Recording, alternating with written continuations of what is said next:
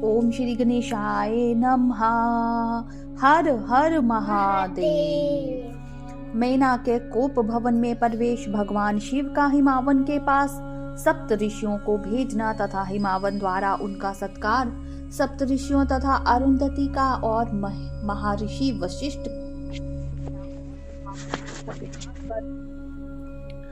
पार्वती का विवाह भगवान शिव के साथ करने के लिए कहना। ब्रह्मा जी कहते हैं, ब्राह्मण रूपधारी शिव जी के वचनों का मीना के ऊपर बड़ा प्रभाव पड़ा और उन्होंने दुखी होकर पति से कहा, गिरिराज, इन वैष्णव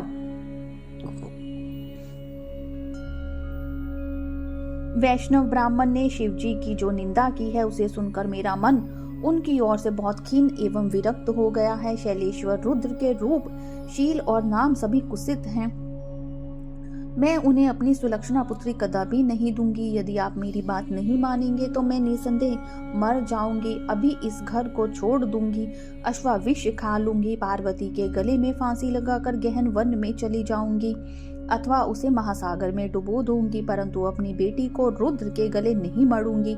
ऐसा कहकर मेना तुरंत कोप भवन में चली गई और अपने हार को फेंक कर रोती हुई धरती पर लौट गई। इधर भगवान शिव को इस बात का पता लगा, तब उन्होंने अरुंधति सहित सप्तऋषियों को बुलाया तथा मेना के पास जाकर उन्हें समझाने की आज्ञा दी।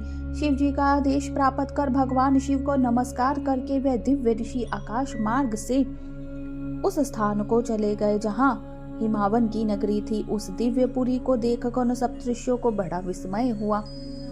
वे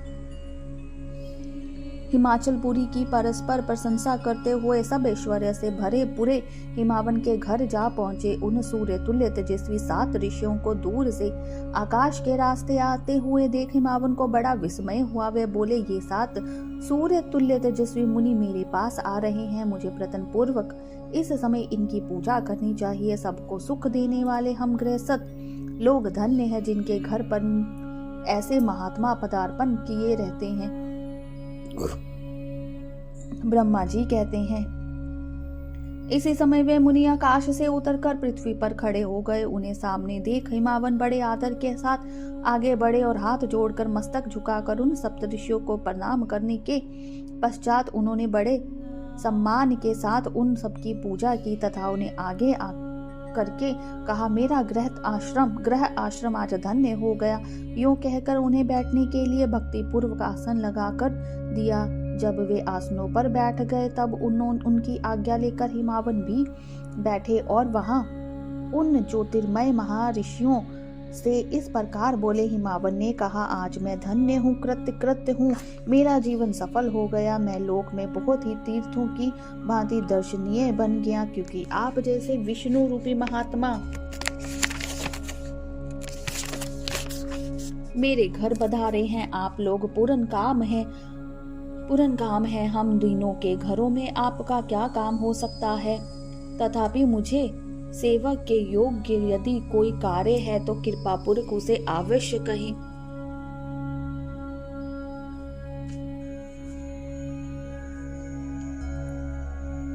उसे पूर्ण करने में मेरा जीवन सफल हो जाएगा। ऋषि बोले, शैलराज, भगवान शिव को जगत का पिता कहा गया है और शिवा जगत माता मानी गई है, अतः तुम्हें महात्मा शंकर को अपनी कन्या देनी चाहिए। हिमालय ऐसा करके तुम्हारा जन्म सफल हो जाएगा और तुम जगत गुरु के भी गुरु हो जाओगे, इसमें संशय नहीं है।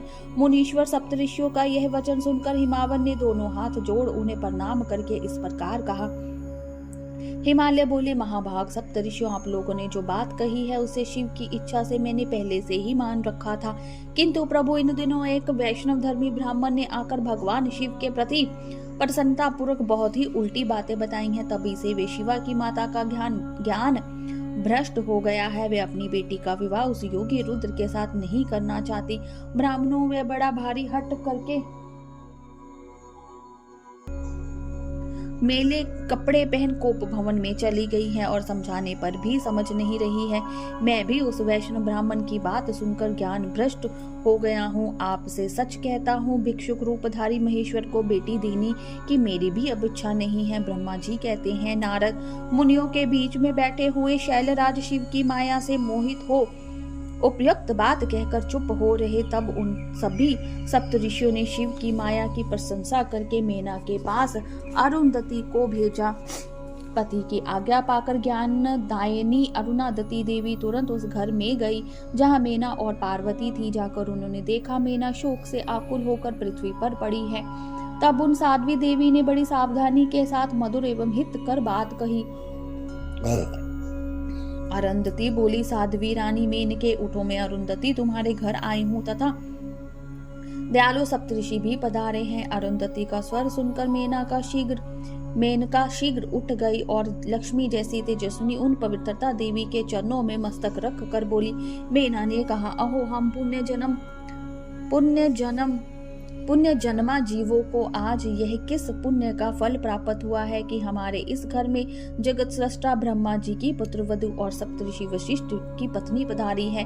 देवी आप किस लिए आई हैं, यह बात मुझे बताइए। मेरी पुत्री और मैं आपकी दासी के समान है, आप हम पर कृपा कीजिए। मेनका के ऐसा कहने पर साध्वी अरुंधति ने उनको बहुत अच्छी तरह समझाया बुझाया और उन्हें साथ ले वे प्रसन्नता पूर्वक उस स्थान पर आई जहाँ वे सप्तऋषि विद्यमान थे। सप्तऋषि गण बातचीत में बड़े निपुण थे। उन सब ने भगवान शिव के युगल चरणाविंदों का स्मरण करके शैलराज को समझाना आरंभ किया। ऋषि बोले, शैलेंद्र, हमारा शुभ कारक वचन सुनो। तुम पार्वती का विवाह शिव के साथ कर दो और संहार करता रुद्र के शव शूर हो जाओ।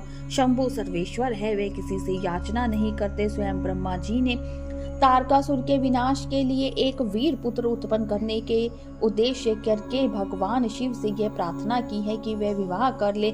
भगवान शंकर तो योगियों के शिरोमणि है, वे विवाह के लिए उत्सुक नहीं है। केवल ब्रह्मा जी की प्रार्थना से ही वे महादेव तुम्हारी कन्या का पानी ग्रहण करेंगे। तुम्हारी पुत्री ने जब तपस्या की थी उस समय उसके सामने उन्होंने अपने विवाह की प्रतिज्ञा कर ली थी। इन्हीं दो कारणों से वे योगी राज शिव विवाह करेंगे। ऋषियों की यह बात सुनकर हिमालय हंस पड़े और कुछ भयभीत हो विनय पूर्वक बोले। हिमालय ने कहा, मैं शिव के पास कोई रजोचित सामग्री नहीं देखता हूँ। उनका ना कोई घर है, ना ऐश्वर्य है और ना ही कोई स्वजन या बंधु बांधव ही है। मैं अत्यंत निर्लिप्त योगी को अपनी बेटी देना नहीं चाहता। आप लोग वेद विधाता ब्रह्मा जी के पुत्र हैं, अतः आप निश्चित विचार कीजिए और कहिए, जो पिता काम से, मोह से, भय से अथवा लोभ से किसी अयोग्य वर के हाथ में अपनी कन्या दे देता है, वन मरने के बाद नरक में जाता है। अतः मैं स्वेच्छा से भगवान शूलपाणि को अपनी कन्या नहीं दूंगा। इसीलिए महर्षियों, जो उचित संविधान हो उसे आप लोग कीजिए। मुनीश्वर नारद हिमाचल के इस वचन को सुनकर बातचीत करने में निपुण महर्षि वशिष्ठ ने उनसे यो कहा। वशिष्ठ बोले, शैलेश्वर, मेरी बात सुनो। यह स्वतः तुम्हारे लिए हितकारक, धर्म के अनुकूल, सत्य तथा इहलोक और परलोक में सुखदायक है। शैलराज, लोक तथा वेद में 3 प्रकार के वचन उपलब्ध होते हैं। शास्त्रगत पुरुष अपनी निर्मल ज्ञान दृष्टि से उन सब प्रकार के वचनों को जानता है। एक तो वह वचन है जो तत्काल सुनने में बड़ा सुंदर प्रिय लगता है, परंतु पीछे वह असत्य एवं अहितकारक सिद्ध होता है। ऐसा वचन बुद्धिमान शत्रु ही कहता है, उससे कभी हित नहीं होता। दूसरा वह जो आरंभ में अच्छा नहीं लगता, उसे सुनकर अप्रसन्नता ही होती है, परंतु परिणाम में वह सुख देने वाला होता है। इस तरह का वचन कहकर दयालु, धर्मशील, बांधव वचन ही कर्तव्य का बोध कराता है। तीसरी श्रेणी का वचन वह है जो सुनते ही अमृत के समान मीठा लगता है और सब काल में सुख देने वाला होता है। सत्य ही उसका सार होता है, इसीलिए वह हितकारक हुआ करता है। ऐसा वचन सबसे श्रेष्ठ और सबके लिए अभीष्ट है। शैलराज, इस तरह नीति शास्त्र में 3 प्रकार के वचन कहे गए हैं। इन तीनों में से तुम्हें कौन सा वचन अभीष्ट है, बताओ, मैं तुम्हारे लिए वैसा ही वचन कहूंगा। भगवान शंकर संपूर्ण देवताओं के स्वामी हैं, उनके पास ब्रह्म संपत्ति नहीं है। इसका कारण यह है कि उनका चित्त एकमात्र ज्ञान के महासागर में मगन रहता है। जो ज्ञान आनंद स्वरूप और सबके ईश्वर हैं, उन्हें लौकिक बाहर वस्तुओं की क्या इच्छा होगी। गृहस्थ पुरुष राज्य और संपत्ति से सुशोभित होने वाले वर को अपनी पुत्री देता है, क्योंकि किसी दीन दुखी को कन्या देने से पिता कन्या घाती होता है, उसे कन्या के वध का पाप लगता है। कौन जानता है कि भगवान शंकर दुखी है। कुबेर जिनके किंकर हैं, जो अपनी भूभंग की लीला मात्र से संसार की सृष्टि और संहार करने में समर्थ हैं, उन्हें गुणातीत परमात्मा और प्रकृति से परे परमेश्वर कहा गया है। सृष्टि पालन और संहार करने वाली जिनकी त्रिविध मूर्ति ही ब्रह्मा विष्णु और हर नाम धारण करती है, उन्हें कौन निर्धन अथवा दुखी कह सकता है। ब्रह्मलोक में निवास करने वाले ब्रह्मा, क्षीर सागर में रहने वाले विष्णु तथा कैलाशवासी हर, ये सब शिव की ही विभूतियां हैं। शिव से प्रकट हुए प्रकृति भी अपने अंश से 3 प्रकार की मूर्तियों को धारण करती है। जगत में लीला शक्ति से प्रेरित हो वे अपनी कला से बहुत सा रूप धारण करती है। समस्त वाड्मय की अधिष्ठात्री देवी वाणी उनके मुख से प्रकट हुई है और सर्व संपत्त स्वरूपिणी लक्ष्मी वक्ष स्थल से आविर्भूत हुई है तथा शिवा के देवताओं के एकत्र हुए तेज से अपने को प्रकट किया था और संपूर्ण दानवों का वध करके देवताओं की स्वर्ग की लक्ष्मी प्रदान की थी। देवी शिवा कलापांतर में दक्ष पत्नी के उदर से जन्म ले सती नाम से प्रसिद्ध हुई और हर को उन्होंने पति के रूप में प्राप्त किया। दक्ष ने स्वयं ही भगवान शिव को अपनी पुत्री दे दी थी। सती ने पति की निंदा सुनकर योग बल से अपने शरीर को त्याग दिया था। वे ही कल्याणमयी सती अब तुम्हारी वीर्या और मैना के गर्भ से प्रकट हुई है। शैलराज, ये शिवा जन्म जन्म में शिव की ही पत्नी होती है। प्रत्येक कल्प में बुद्धि रूपी दुर्गा ज्ञानियों की श्रेष्ठ माता होती है। ये सदा सिद्धिदायिनी और सिद्ध रूपिणी है। भगवान